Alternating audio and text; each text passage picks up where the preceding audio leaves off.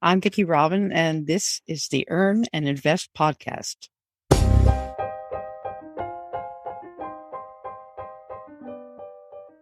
I remember thinking that I had a mathematical problem, a money problem. How much money did I need to leave my job as a physician that was no longer fulfilling me? So I worked the numbers, came up with a plan, and executed. Reaching financial independence, unsurprisingly, fixed the math problem, but very little else. What do I want to do with my life? What brings meaning and purpose? How do I look outside myself and have a greater impact and be less self-centered? I turned toward the world and saw social, political, economic, and environmental unrest. What can I do to make a contribution? What is my role? How can I eschew all the negativity and pessimism? What could possibly go right? Vicki Robin is the author of 2 books, the international bestseller, Your Money or Your Life, and Blessing the Hands That Feed Us. She's helped found the Center for a New American Dream, the Conversation Cafes, Sustainable Seattle, the New Roadmap Foundation, and much more. She also serves on the board of the Post-Carbon Institute and is the host of the What Could Possibly Go Right podcast. Vicki, welcome to Earn and Invest. When describing your podcast, you write, I hope that What Could Possibly Go Right is a resource that helps us all see more clearly, act more courageously, and serve the common good in a time when normal is over and next is not all that clear. My question is, what was normal and what happened to it? But it's so interesting. I wrote that pretty close to the beginning of the podcast, which started really right after the pandemic hit. The first thing I did, I had a young writer living in my guest room, and she was like, "Oh my God, you're so good. You should do it. You should do a Facebook Live." And I was like, "Okay, double dare." And for 2 weeks, I did Facebook Live at 5:05, and I thought, "Oh, I can do this." And then I thought, there is an old quote. Basically said, it was quoted in the shock doctrine. It's like, the only change that happens is in a crisis. And in a crisis, the ideas that prevail are the ones that are sort of lying around. So I thought, I'm going to create the ideas that I think are pro-social, pro-future, pro-environment, pro-law. I'm going to create those ideas to be lying around. This is an opportunity. There's an opportunity of basic disorientation and confusion, sort of like after 9/11. It's like such a shock to the system that the system is looking for a way to ground. And so that's what I was trying to serve, not to insert my point of view, although my guests all reflect my point of view, but ideas that I've been working on for years, not the financial independence ideas that they've skyrocketed, but so many others about sustainability, resilience, regeneration, local food, you name it, citizen engagement. All of those things have been marginalized. Recently I realized, I've really resisted the term hippie because I thought, no, I'm college educated. And, I was serious about what I was doing. I wasn't just but I think I was an old hippie, and these were like old hippie values. And so I wanted those values to be floating to the surface. And I thought to do it through my colleagues and friends over many, many years working on sustainability issues and conscious money by interviewing them. And so I did a dozen of those and realized I'm good at the interview, but I'm terrible at publication. So I approached this organization, Post-Carbon Institute, that I feel an incredible affiliation with. And they said, sure, we'll do it. And so that's been a marriage made in heaven. So my idea originally was this idea of seeing more clearly, that we were in a time when the predictable had exploded in our faces. I can't even define what was normal, but I can tell you that I depended on some ground level normal. For example, polarization has been getting worse in this country, but now it's really bad. So there was some normal in my mind, and I'm 77, I'm Biden's age. So, I come out of that, there was some normal of public discourse. There was some normal of competing ideas and competing thoughts in a marketplace of ideas, and that through public discourse, we would float the best ones to the top. There was a feeling that was part of what I would have referred to as normal, that there isn't a center, that phrase of the center will not hold. There wasn't a center someplace. There was a reference point. It wasn't clear.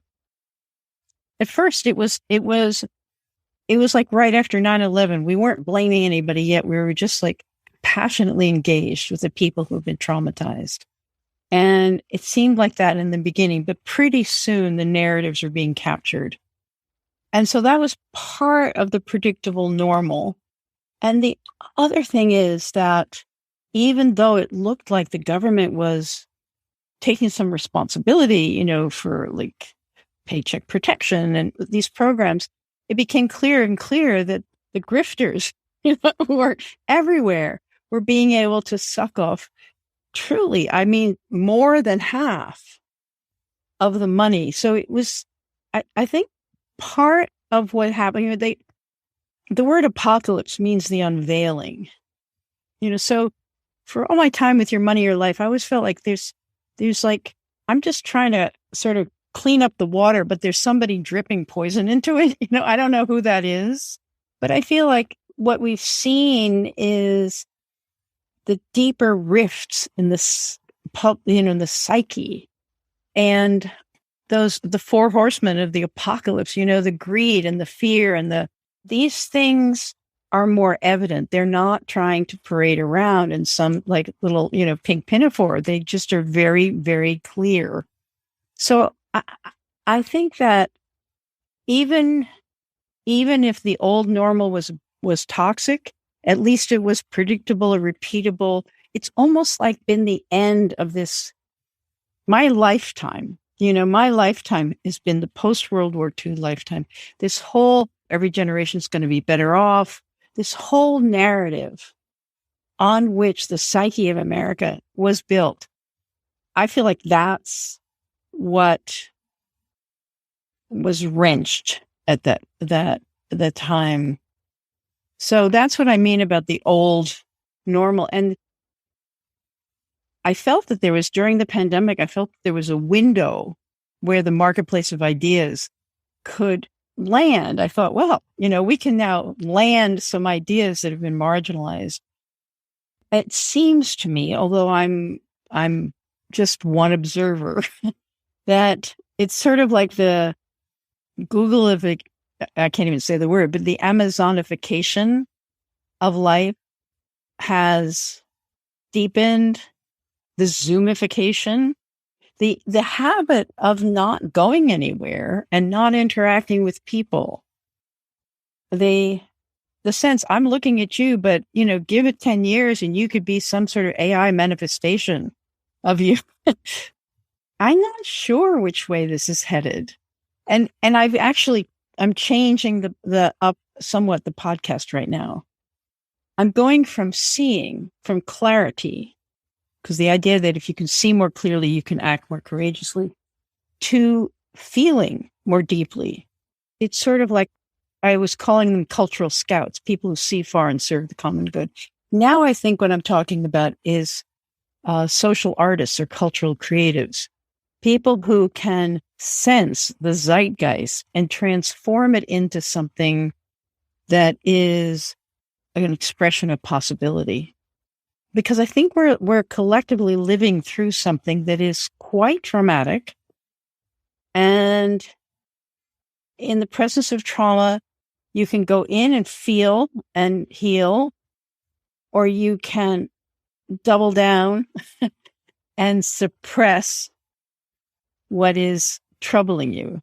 And I want to emphasize the feeling domain more. So that's historic. It's an interesting idea, moving from the scouts, the seers, to the feelers. You named the podcast What Could Possibly Go Right. My reading of that is a fairly optimistic look at the future. tell me from the feeler's standpoint, is that how you're feeling about what our future looks like? So my ground of being is that in every step we take, a world of possibilities opens up and a world closes. Some possibilities are very easy to land and some are not. But so what could possibly go right is more of a sensing or seeing or observing those possibilities that we might add our weight to that could go. For me, right is compassion, connection, creativity. Right is sort of a menschy society. Right is definitely understanding that we live because of the generosity of the natural world. We are born into a world with, just the right formula for us to exist. And so right for me is the protection of not like obsessive, like protection, but coexistence with the natural world in a spirit of respect. I mean, there's a lot of things that I could go on and on about what I mean by right, but I'm not promoting a right way. I'm promoting a capacity to act in the presence of ambiguity and complexity, a sense that I can orient myself in time and space and culture, and I can stay conscious, I can stay intelligent, I can stay menschy, I can engage. And in the next moment, something else might come. So I don't have an agenda per se. I mean, I could probably rattle things off if I was the queen of the world, which I sometimes want to be, but it's more that. And it's really the title was sort of a toss-off joke, it's from what could possibly go wrong, like what could possibly go wrong, which we know everything could. But that sense of, I think it's possibly, there is a podcast that is like something of a Masters of the Universe knockoff on ours called What Could Go Right. And it's more in the Steven Pinker, like there's a lot of, it's the best, it's a little bit feels Panglossian to me. See, I'm all into participation. I think that life is it's not a spectator sport. It's what I value is people getting at least a glimpse of what the game is and getting on the game board or getting on the field and out of the bleachers. So that's not defining right and wrong. That's defining possibility. It's interesting because admittedly, when you started this podcast, it was about asking the cultural scouts, right? And now you're talking about something that feels a little more, at least to me, sounds a little more empathic and artistic and creative. I'm wondering what the difference between those type of people are and the quote unquote experts. Like, how do you differentiate that in your brain? I would say the experts you have to have a huge heart to devote yourself to the level of education and career building around important issues. I mean, you could, work your way up in sort of an accounting firm, but I think the people who are working on the most pressing issues of the day have huge hearts. But the thing is we have to keep our hearts in hiding because the heart is identified with weakness, with the feminine, with irrelevancy, with insanity. I mean, we are very suspicious in this highly mental society of the heart. So I think there's a lot of people with their hearts in hiding.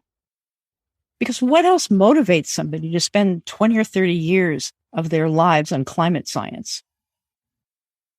If you have that kind of mind, you could apply it to something that gets you more money.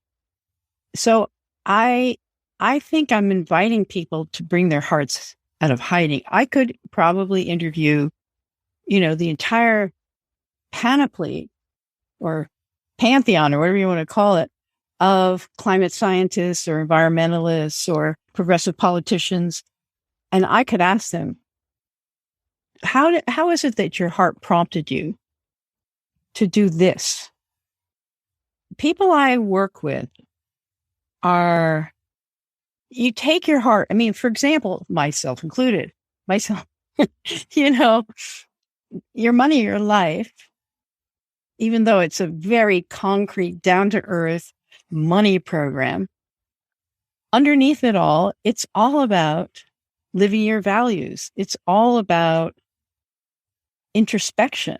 What makes life worth living to me? It's not like saying, oh, you have to be a social activist just the way Vicki is. Not a bit. You get to choose whatever you do, but it is grounded in love. It's grounded in love, but we just don't talk about it. We used to talk about with the New Roadmap Foundation when Joe Dominguez, my co-author, was alive. We used to talk about our work. We did work in relationships and health and money and dialogue. We used to say those are all, what do we call them? They were just like metaphors for teaching love. They were just places of pain in the society, places where things are going awry and people are asking the question, is this really the best way to do it? I have never not been about love. I've had to learn how to be about strategy, but I've never not been about love. And personally, I've been going through quite a transformation myself. And a lot of it is surfacing the places I felt in myself I had to hide in order to do the work I wanted to do. You know, with Your Money, Your Life, I sort of adopted a sort of like an obsidian surface, you know, because I knew that any little thing I said that was off, you know, somebody would go like, ha, ha, ha, you see, I don't have to do that. And I was on a mission. I'm going to change the way Americans think about earn and spend money for the sake of the planet. You know? So I hardened my surface to do the work. I put on armor to do the work. And it's taken me a long time to take the armor off. I think that's what I'm going to be. I think that's what I'm really advocating when you come right down to it, is a heartfelt response. Because I think people are quite manipulatable. You know, people will give you all sorts of like sound bites to manipulate your heart, you know, make you scared about something and make you long for something else. And then boom, they have you. It's almost, you know, when you come right down to it, it's almost a religious avocation. I've never said that, and it's risky to say it. It's like, oh my God. But I feel, it feels almost ministerial, if you will, ministering to a society that's in pain through bringing forth these amazing voices of people who are doing very cool stuff. And in them, you see like the brilliant heart mind beating. So I've never said that before, so I just said it. You know, and anyway, you know, I'm doing this in the context of the Post-Carbon Institute. And the Post-Carbon Institute they say that they deal with the 4 E's: environment, energy, economy, and equity. Mm-hmm. And they said, like, we at the Post-Carbon Institute are dealing with the complex systems that are in shift. I think my podcast, in the context of post-carbon, is bringing a 5th E, which is empathy. You're spot on in observing that. You know, I want to key on this idea of scouts, because I think that forms a nice contrast to this idea of ministerial. And when I put you in that context, I think of Vicki Robin, the co-writer of Your Money or Your Life, being one of those kind of very logical scouts. But when we talk about ministerial, when I think of religion or ministry, we have logic, but then there's also a leap of faith. There's an emotional aspect which we can't use straightforward logic to explain. Up to this point, when we talk about those 4 E's, when we talk about equity, when we talk about environment, we've used very logical, quote unquote, professorial terms. What we haven't done is moved more towards that leap of faith realm of empathy and emotion. Is that what you think we've been missing in the conversation? I just think that whatever the future holds, if you go only with a rational fix, you are missing what makes us human and what makes nature beautiful. For example, on responses to climate change, we're so close to the edge, and I don't know if we're over the edge or close to I don't know where we are in terms of the edge. But we reach for the techno fixes because we want to control things, and we're habituated. If humans are anything, we're habituated to control. We figured it out all the way back to fire, so not financial, real fire, the real fire, all the way back to real fire. But I don't think that there's any system, even if a system privileges the mind, I don't believe that there's any system that would exclude the heart. Look at you. Trained as a doctor, but when your heart came alive in the presence of people who were toward the end of their lives, your profession had meaning. It called you in a different way. And you could call this values. You could call it empathy. You could call it the social glue. For years, I've been going like, we're losing something, we're losing something called the social glue, and we're going to be really sorry when it's gone. I am not clear how this all shakes out. I just think that heartless solutions make more problems. Heartless solutions take us down a road where it's not a problem that we're clearing the Amazon. That's not a problem. It's a solution. The solution is, we're feeding the world. If it's not the cows, it's the soybeans.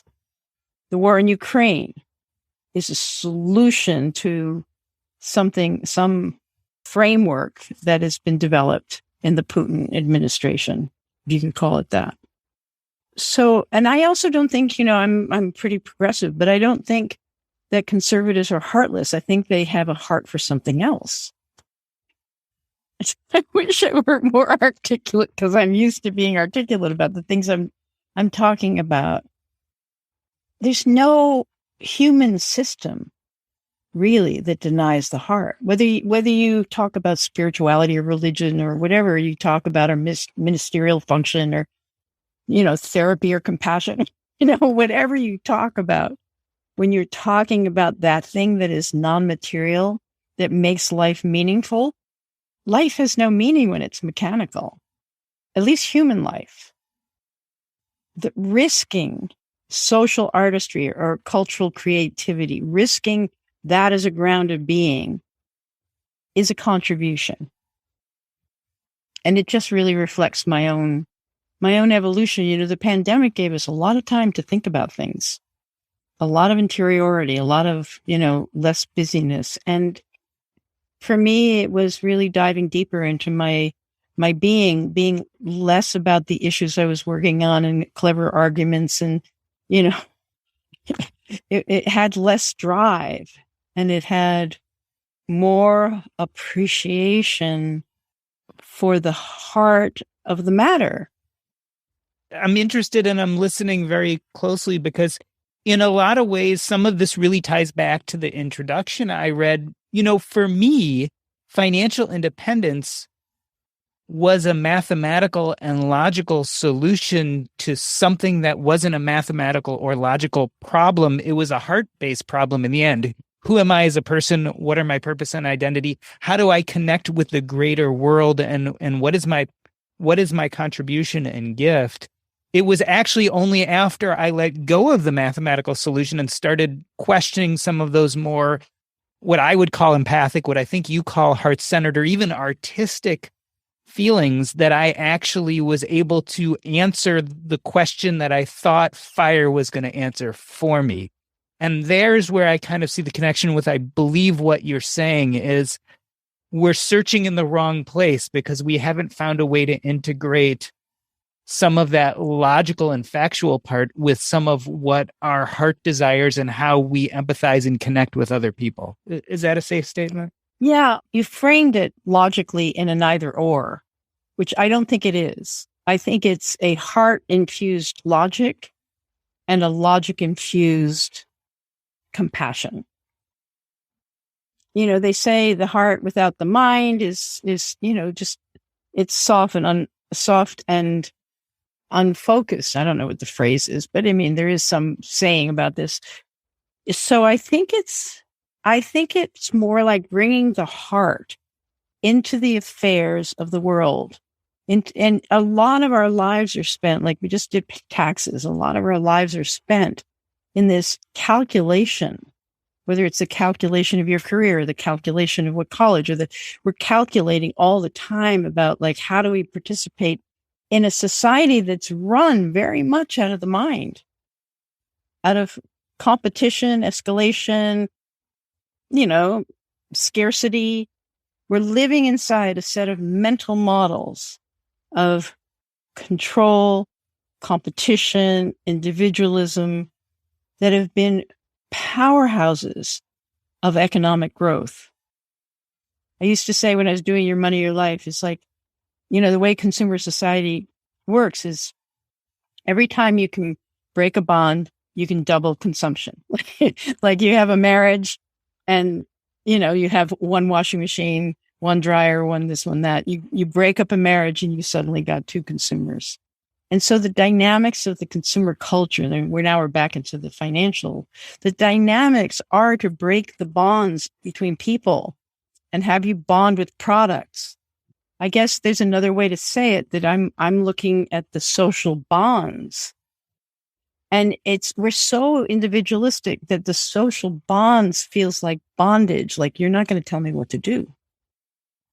It's dicey and it's delicate. And so all I can say is that the people I want to feature now are people who are like, I just interviewed a woman named Sarah Kroll, she's a dancer, and she started something called Destiny Arts in Oakland to, help kids at risk, mostly kids of color, through dance, through martial arts, to help them get a ground on things. Brilliant, heart-based woman. I interviewed Christina Baldwin, she's a writer and she's a writing teacher, but she's also been an advocate for a circle process, that if you put people in a circle, put a centerpiece in the center, something, and a process of sort of listening in, that people will find their way. So I'm interviewing people like that. I'd love to have Cory Booker on my show. I mean, what a heart-based guy. He's a guy who's willing to talk about love in the affairs of the world. Marianne Williamson would be on my show. That would be great. I want to have Van Jones. So these are people who will cry in public, who care enough to position themselves in a way that they can have influence. But the influence they want to have is that we're together in this, that we can make beauty together. We can make music together. We don't have to make war together.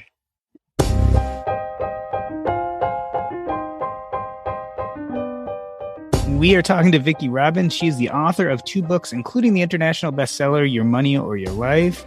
She also is the creator and host of the What Could Possibly Go Right podcast. We're going to take a short break. I'm Doc G, and this is the Earn and Invest podcast.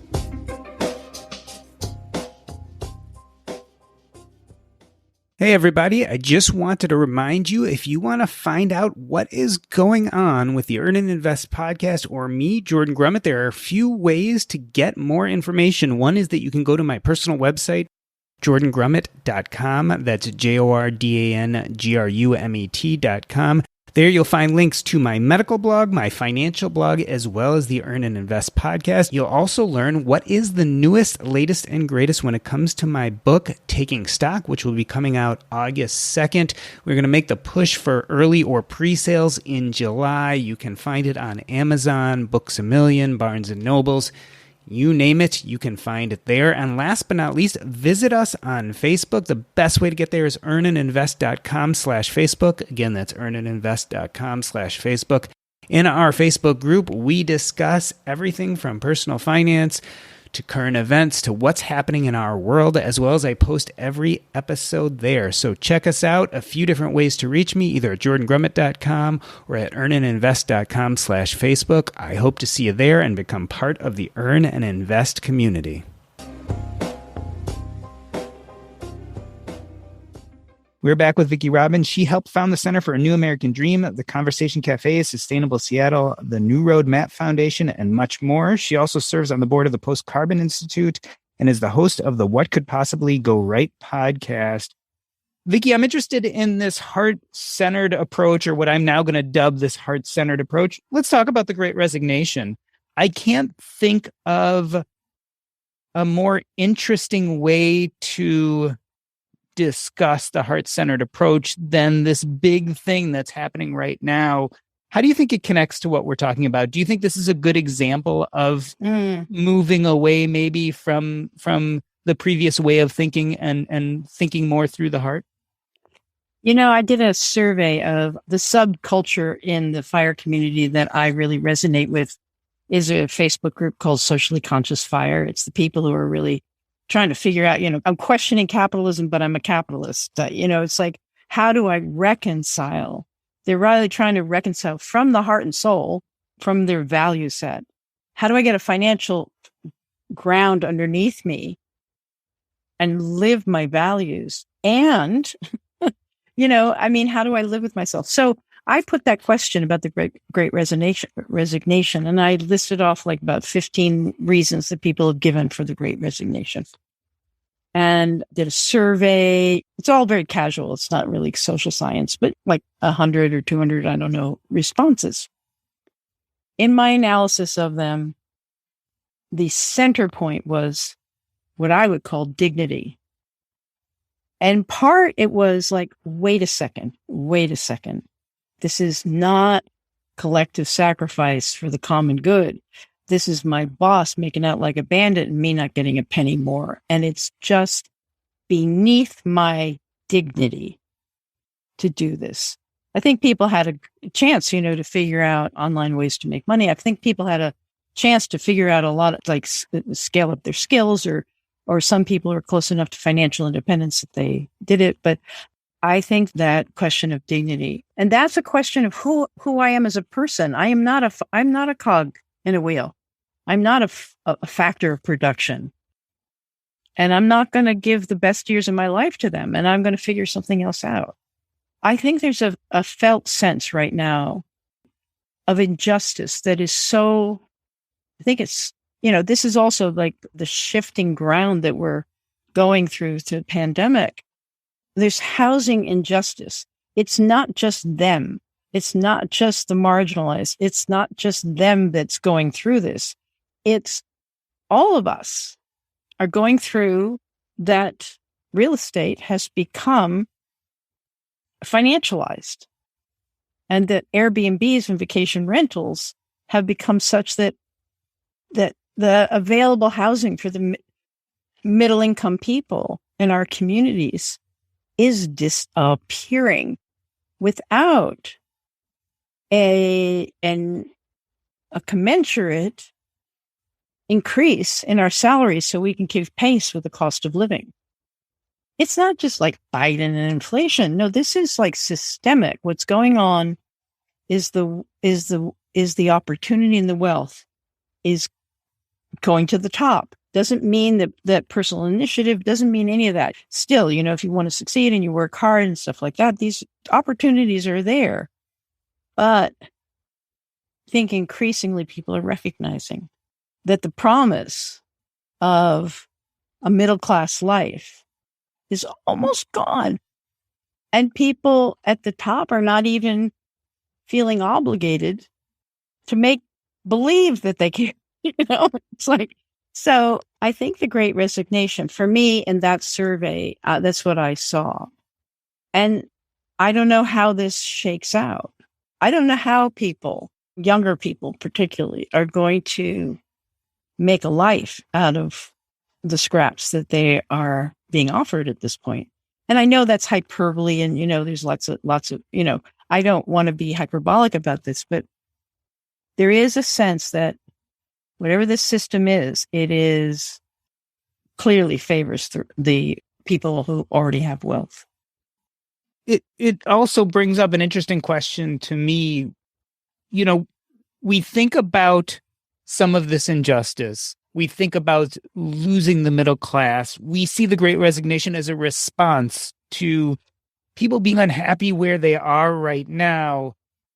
When I think of ways to fix this, my brain jumps right back to the kind of logical, rational, right? So we need higher taxes. We need stronger unions, all those kind of typical, in my case, Democrat arguments. What does a heart-based approach look like to the same thing? So, and I'm not expecting that you have an easy answer for this, but I'm thinking about when you talk about equity, and you were talking about the woman that you interviewed who started dance programs and martial arts as a heart-based approach to equity, that clicked. And I said, okay, that makes a lot of sense. I'm wondering out loud what a heart-based approach to, let's say, income injustice looks like, and how we go about that as a nation. Because I think I see completely the logic, or I see completely where you're coming from. I wonder how we implement that. So one thing, I mean, it might sound like I'm jumping out of a heart-based approach, but one thing I think is we've lost critical thinking. And I'm talking about thinking now. So I don't want to like either or, but the capacity to unpack what you're being told by politicians, by bosses, by everybody, and be able to unpack it and say, what does this person want me to do? And is it really in my best interest? What does this person, is this in alignment with my values? That's one thing, is being able to teach people, well, you could call it media literacy. Media literacy is a heart-based approach. It's being able to ask the question, what is this really about? How am I being manipulated? And what are my values? And what am I going to act on that's congruent with who I am? Another thing that's out there is social emotional learning. This is a field where kids are like, they have morning circle. They learn to speak about their feelings. There was that Pixar movie about feelings. I forget what it was called. All the Pixar movies really are about feelings. They personified, fear and gluttony. They personified these things. So anything that encourages you to take a second look at the automaticity, that is not hyper rational. That is like respecting. It's self-respect. I think we need more contact with one another. So potlucks and socials and where I live, the Island County Fair, the opportunities to increase the social glue, to be able to say to somebody, I could not disagree with you more, but we both love whatever it is, the annual whatever, the annual parade, to be willing to show up, to be able to work with our own discomfort and our own alienating desires to protect ourselves and alienating ourselves within our own thought bubbles and our own bubbles and participate. We just need to flow into one another's worlds without fear, judgment, with curiosity. These are all human qualities that the absence of which allows us to be so manipulated and separated. So I think radical, really, during the last administration, I used to say, I'm getting so centrist. but I think centrist is the most radical thing I can do. It's radical is wanting to connect to sort of honoring the dignity of another human being, no matter what their political or religious affiliations are.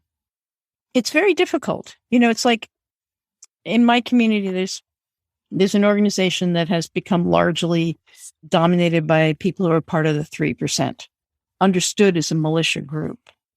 They understand themselves as an inclusive, potluck having social club, teaching their kids right. They identify themselves as a heart-based group, but they're identified from the outside as affiliated with the January 6th uprising. Yeah. So I'm not saying anybody's right or wrong. I'm just saying to get curious about the beating heart of things that you don't agree with. Because until we can have a heart-to-heart with somebody about how did they come to their beliefs? Oh, okay, well, here we go. You mentioned the conversation cafes. After 9/11, some friends and I, there's a longer story to it, but, we built out this technique that we had developed over the summer in 2001 that we eventually called conversation cafes. And it's a way in public spaces like cafes or wherever it's a very simple form that's a container that holds safety so that people can express their points of view without being like murdered by one another. And there's a set of agreements that most of the agreements are listening. It's like 6 different ways to say listening. But we had 3 questions that we suggested that if the conversation got heated up. And one was, I'm curious, what led you to that point of view? Very interesting. Somebody says something to you and you think, that is insane. But then you say, well, what led you to that point of view? Usually it's fear. And, the other thing is when somebody has a sense that they've been heard. So another question we have is, I have them right here. Oh my goodness. What happened that led you to that point of view? How does this affect you personally? Like when people are talking about the policy and the well, how does this affect you personally? Then you're asking for their heart. Or I'm curious, can you say more about that? And maybe somebody's only taken one line from their favorite, television personality and they pound on that one line, but they've never been able to articulate. So you can almost watch people's eyes roll back and start to look at their own thoughts. So I think what I'm talking about is becoming conscious. And, a lot of times we talk about consciousness as though it's disembodied, but consciousness is within our bodies. It's consciousness.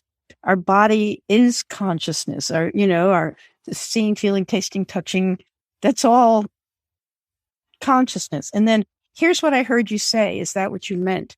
That is like astonishing. Then you're going like the person can say, no, that's not what I meant. I said this, this. Oh, okay. Let me see if I get it. When somebody feels heard, they come to a sense of peace.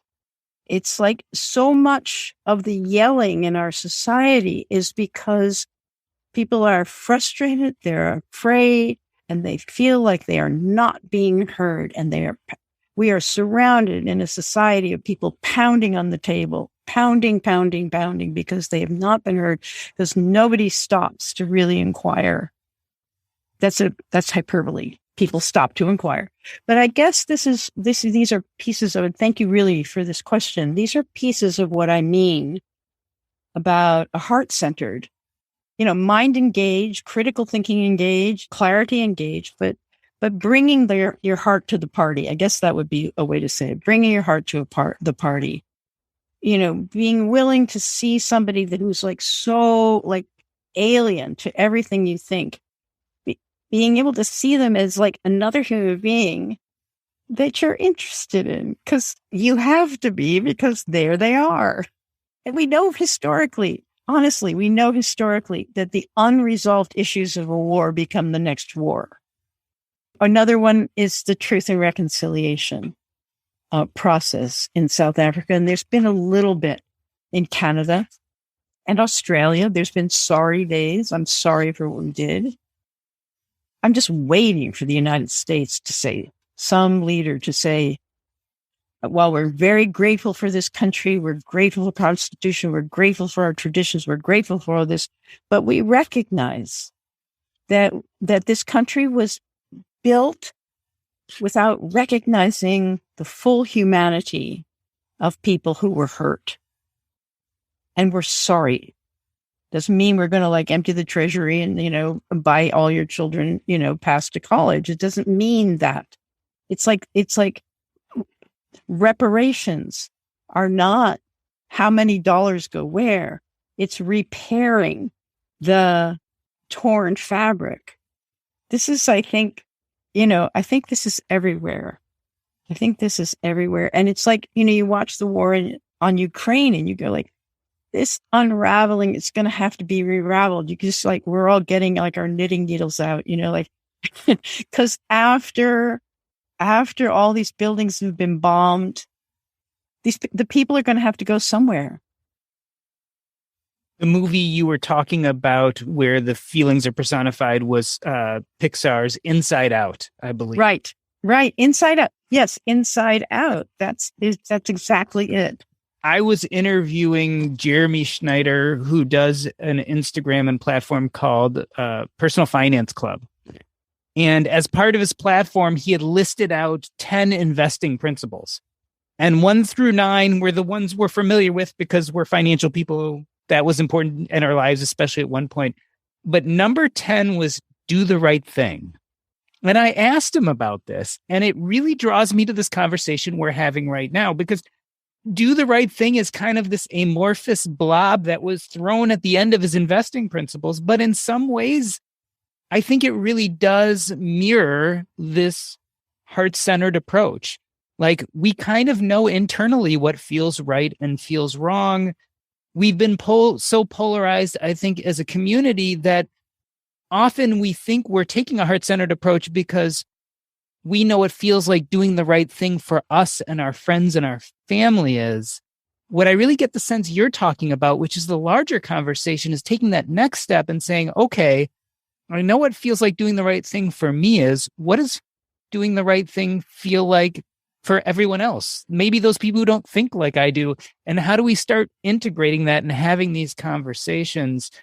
That's really what our conversation reminds me of here today. And I certainly think it's something we need very badly right now in this very media-focused, polarized world we live in. Right. And bringing your heart to the party on that one, imagine me bringing my heart to the party if I was on Joe Rogan, I don't know, maybe we could do it. Maybe we could get there. I'd like to see that one. Yeah, I'd like to see it too. I'm ready, Swords out. No, but it's the golden rule.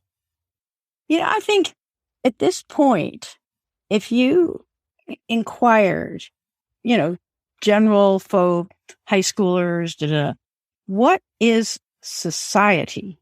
I think people would be much more hard pressed to say what that is. Because society is like shared values, shared rituals. It's the space we share where we can come into the social sphere and we understand what it is and we can function there and feel somewhat safe, that there's rules of the game, there's boundaries. I just think that's weakening. So another way to say this is that all I'm talking about is the golden rule. Yeah, it really is.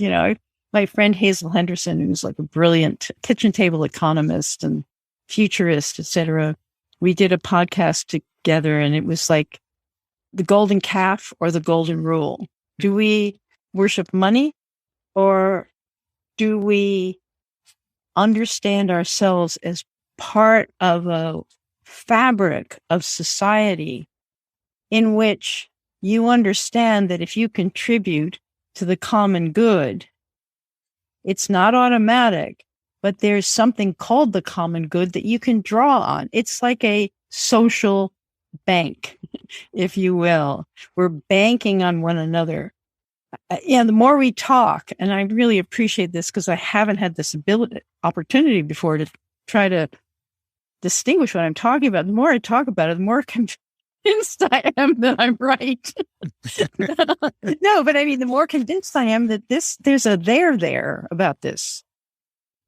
I wrote a while back a book that's never gotten published, but it's informed everything I've done since I wrote it about freedom, and that, we need to get out of this freedom is entitlement meme, which is, really ruining the social glue. And I said, there's two hidden freedoms that, we talk about freedom from control and freedom to do as I please, but there's two other freedoms. And one is, what is freedom for? Its purpose and meaning. It's like, what am I going to use this gift of life for? What is freedom for? And the hardest one is freedom with, is just as I am trying to enact my own freedom, the capacity of my will and heart and body to organize themselves to express what I want to express, every other living thing is enacting their freedom. How do we all swim in this shared water such that we can all experience ourselves as free? You can think about, like, we're in sort of a New York City subway of people, opinions, ideas, everything, and we're all jammed together. Can you imagine how could everybody on that train have a feeling of space? How they have a feeling of space, I think, is trust. I am safe here. I am safe among my fellow humans. The people who are around me wish me well. If I have to get out of the subway, I'm going to go on a sea of cooperation, and I'm going to get out the door. It's like we are functioning like a zero-sum society, and we're packed together like sardines. So this idea of the social glue or the heart of the matter, or bring your heart to the party, or any of the other ideas that I've been tossing out, it's what I mean when I say it feels a little bit like a ministerial function. My platform gives me the opportunity to speak from my heart and let it go where it will. It's not even in order to do anything. As soon as you say in order to, you're back in the control mechanism. Well, Vicki, I wanted to thank you for coming on the show today. The conversation we had today, I imagine, is part and parcel, or maybe the beginning of many conversations you will have on what could possibly go right. If people want to know more or want to get in touch with you, or certainly if they want to listen to the podcast, what is the easiest way for them to do that? The podcast is, you look for what could possibly go right on any platform, Apple, Spotify, It's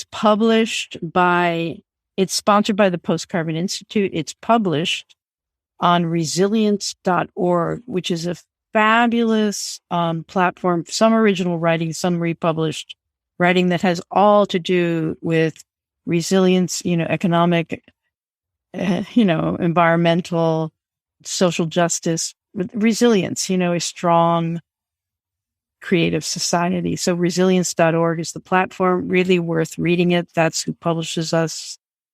My website is vickyrobin.com. That's where I blog. And I think that's probably enough. This has been the Earn and Invest podcast. On behalf of myself, Doc G, I'd like to thank Vicki Robin. That's a wrap.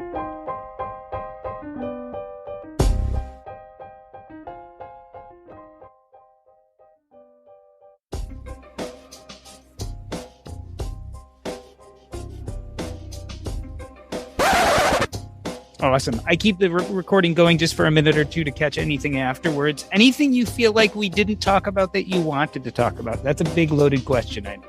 I did that, I do that with my podcast. It's like, okay, we're done. And then I don't stop recording. Mostly we don't use it, but some of the best stuff is that I don't know. I really appreciate this. I appreciate the opportunity to be totally outside my already knowing. If I just kept to the cultural scout idea, I probably would have been in better shape with my sound bites. But I feel more convinced of my what I'm doing. I'm laughing because I had a bunch of questions based on the cultural scout issue. I'm like, woof, that's going out the window. Yeah, but I think it's a wonderful idea, and I should have probably talked more about it. Okay, let's see if I want to say anything about cultural scouts. We might drop something in. But I also think it's an evolution, right? Vicki Robin, as we know her, the public Vicki Robin, is an evolution, right? Where you started with Joe Dominguez is not where you are today. Not a bit. And probably where you start with that podcast is not where you're going to end. It's beautiful evolution, right? It's this idea that we start in one place and build and change. You've had all of these cultural scouts, quote unquote, who've affected you. They've given you ideas, they've spurred your own ideas, they've touched your emotions, maybe they've pulled on some of those heartstrings in a sense too. Well, for example, when I talked to Reverend Yearwood, Lennox Yearwood, who is the head of the Hip Hop Caucus, he's trying to let young, you know who he is? Yeah, I know who he is. I don't know a lot about him, but I definitely. Yeah, he's trying to basically say to young people, you don't have to be anything other than you are to come to the political party. And when I spoke with him, he said that the environmental movement had missed the mark back when Trayvon Martin was murdered, because had we understood that the things that we cared about were just exactly the same as the threat to African Americans, the marginalized, if you will, back in the day, the polar bears were the symbol, but it's like the marginalized forest, the marginalized, love is marginalized in this society, caring about those who do not demand your attention. He said, if we had gotten in whatever it was 7-8 years ago with the murder of Trayvon Martin, if we'd seen common cause, or what they call intersectionality, the environment, we would not be in the climate crisis that we're in. Mm-hmm. And I was like crying, really, exactly. You're exactly right. So some people were obvious about those, but some of it was just listening to where people were coming from. One of the people who's a philanthropist that I spoke with, and I'm not going to necessarily mention his name, but he had enough money that there were groups that had come to depend annually on the money, and he shifted his focus, and it was very difficult because the groups had depended on him, but he saw something that was more important and he was willing to change. He's a musician.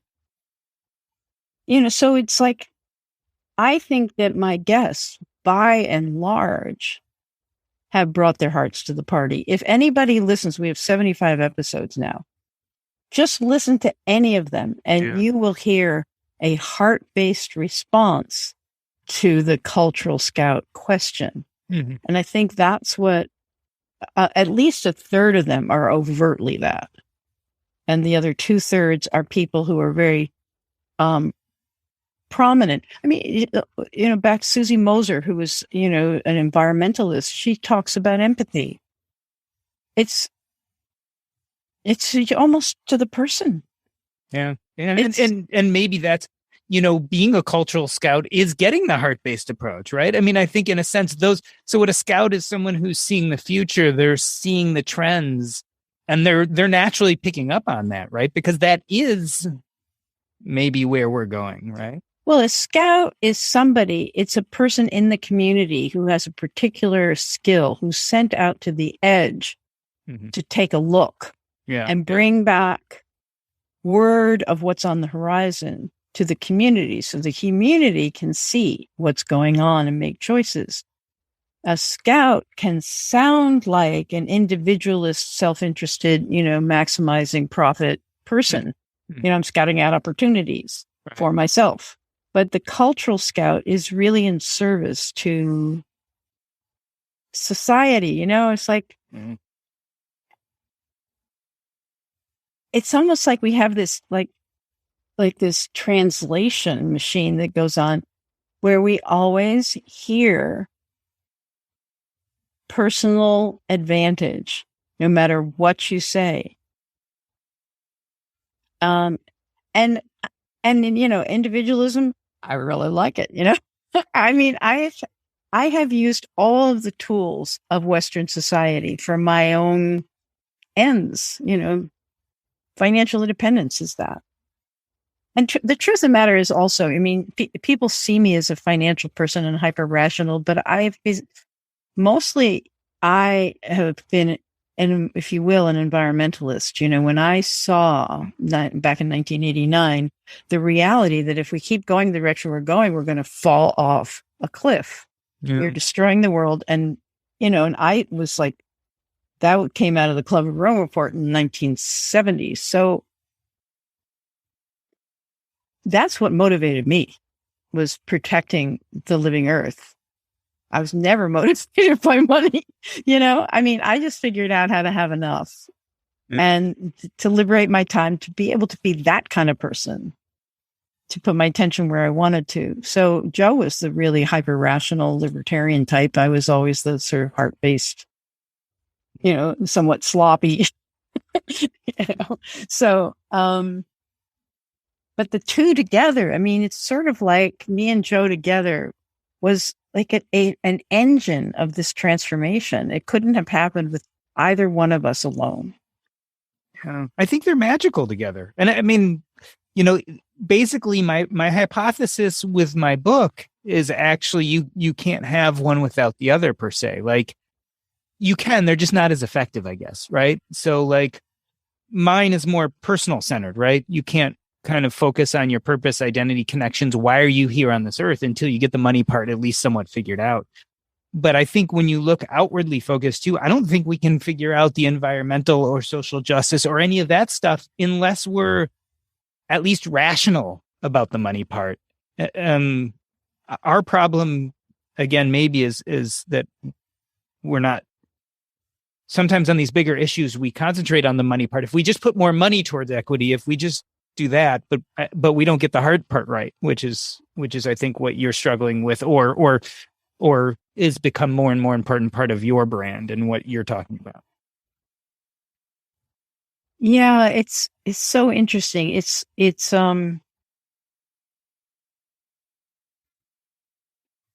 trying to work out what we owe to one another.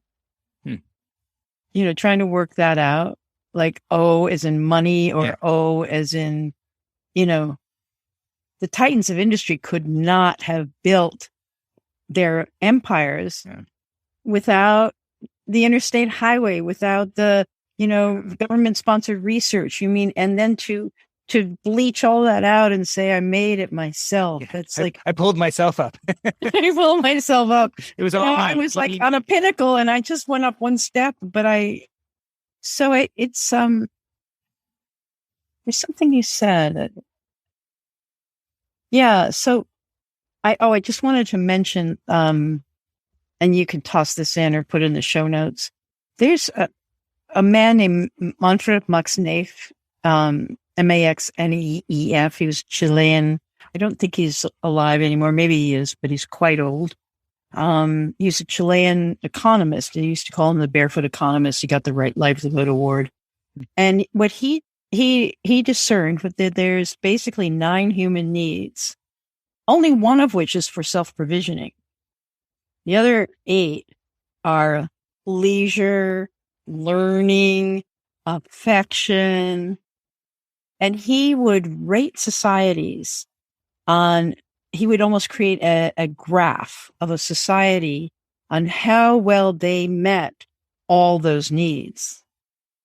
And I think we're we don't understand in the United States how impoverished we are because we have a focus on only one need. Yes, very much. And we've reified that, and we've made it so that it's embarrassing to talk about the need for philosophy, the need for leisure, the need for love, the need for family, the need for creativity and culture. You know, that's what I'm talking about in the heart-centered approach, is that there's 8 other needs, if you will, that are being starved because we have this focus on the rational.